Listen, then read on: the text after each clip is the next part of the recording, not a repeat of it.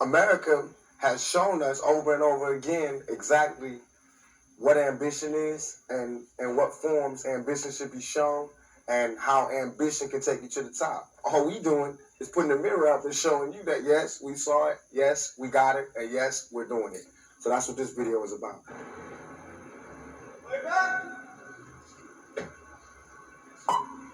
All right, I'm going to let you guys do most of the talking. So, no doubt. Quick speed, you ready? All right, so first of all, just simply explain the concept of the video to me. What we're trying to do is use intellect while we rapping.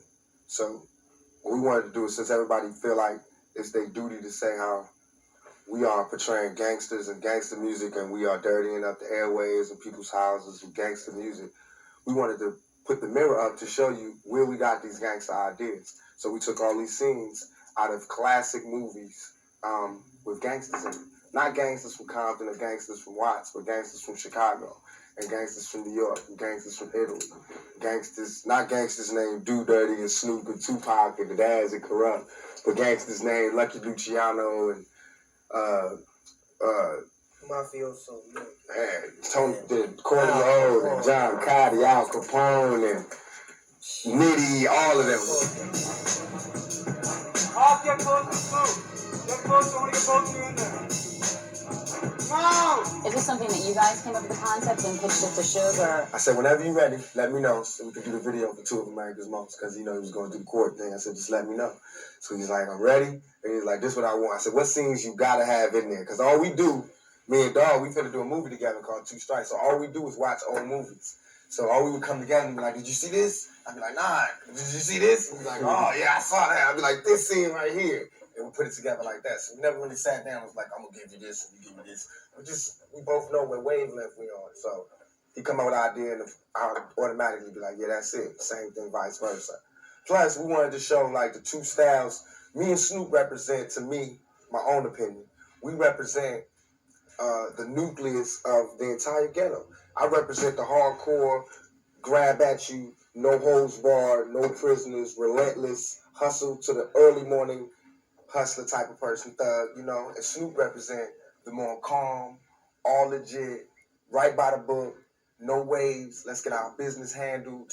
You know what I mean? We both represent, you know what I mean? Both sides of the game. The calm one and the relentless one. And no one knows which side is more appropriate or which side is more profitable. But we're showing you both sides. And if you look at our lives and look at our music, you'll see where each side takes us. Because right now, we side by side, hitting them up. Through this whole industry, through this whole world, we're hitting them up side by side. So how, last time I saw you was at the LBC video too. How are you popping up in this video today? Actually, these is all the homies and they got together to do this video for actually to do the song for Tupac's album. And now we getting together again and collaborate to do the video. That's what it say what the song say, ain't nothing but a gangster party. So all the gangsters just get together for a little party and bring the cameras along so we can have a video. What's it like shooting videos for you guys? Do you find it an enjoyable process, or is it because all of you guys are together? Oh, when they not stop, break, 5 minutes, let's set up this, then when it's like that, we don't like it. But when it's going smooth and we can just do a take, move to the next scene, do a take, you know, then it's fun then. When it gets down to the politics, nobody's getting along and it's just hectic. But this one is real cool, real cool. Looks like it's gonna be real fun. I can't wait to see it. So what I got on this, we're doing you ever see that? You see Reservoir Dogs? Yeah. Opening scene? Yeah. Same. Okay. Stanley Kubrick kind of like amazing. So we're gonna have you guys being opened up from the back. You come out, and it's like this has been planned. We're already staged, you guys. One camera's up here, one's up there. We got a high angle. The high angle is gonna see the body sprawled out in the pools of blood. Okay. This one's basically just gonna see the crumpled up bodies, and you guys approaching us right this way. Okay. And then we'll get a performance right there on the spot. For the performance, I wanted to get out the car just like you explained. We sitting there, we could be, ain't nobody here to catch us or nothing, so we can still be out here doing the performance. Okay. Then I want a car to come, a police car, that's detective, anybody scared, and that's what make us run. Just crashed. We just got out of court. When we leave court, just crashed. We jump out. It's gonna be police laying down in blood right here. Police laying down in blood right here. The homies just did that. Daz, Nate, Sight, and Bogart. That's what they see, Karen. This is my jam. We need every hand on deck. Is that an eagle? It's a sunkick. Oh my god. He's not getting me. Because that's what they see coming out the car. You don't see them shooting or nothing. That's done. Only thing you see is them standing. Like, the first part you see is just us. You just see us doing the performance part. Then after we finish the performance, at the end of the gang, at the end of our lyrics for Gangsta Party, when it's just going on, like, yeah, West Coast, that's when the car pull up. They all get out the car. Snoop, what's it like sort of taking direction from Pac as you, when you first I mean, I know he know what he doing, and I'm looking at it like this. He's a critic, a fan, and a friend. You know what I'm saying? It's the same way I am of him. And first of all, to look at it like that, you got to say, well, I like his music, and I know when he's tight and when he's not tight. So he's gonna correct me and say, well, look here, dog, that's the bomb. Keep doing it like that. The same way I'm gonna tell him, and that way we ain't gonna never go wrong because we don't have no egos to where he can't tell me nothing, I can't tell him nothing. We look at each other like your word is good. And that's the best business in the world. Whenever you could tell somebody that they ain't right and they give you that nudge and say, all right, it's cool, let's move on.